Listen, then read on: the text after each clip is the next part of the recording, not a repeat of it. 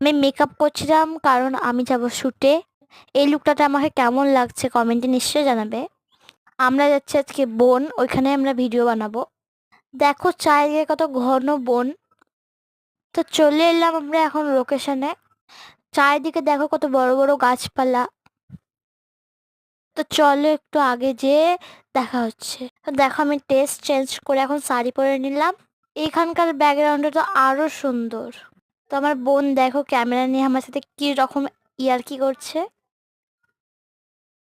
এই শাড়িটা পরে আমাকে কেমন লাগছে তোমরা অবশ্যই জানাবে। তো চলো আগে যাওয়া যাক।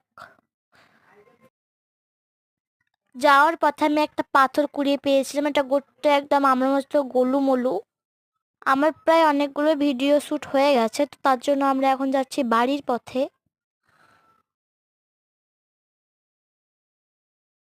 তো চলো আমরা এখন যাই বাড়ি, বাড়ি গিয়ে তোমাদের সাথে দেখা হচ্ছে।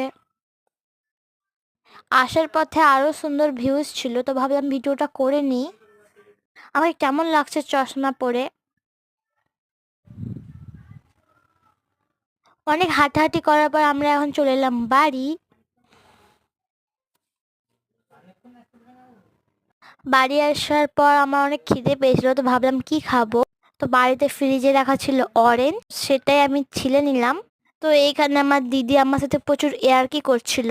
আমি ভেবেছিলাম ক্যামেরাটা চালু নয়, কিন্তু ক্যামেরাটা চালু ছিল। তো আজকের মতো সবাইকে বাই।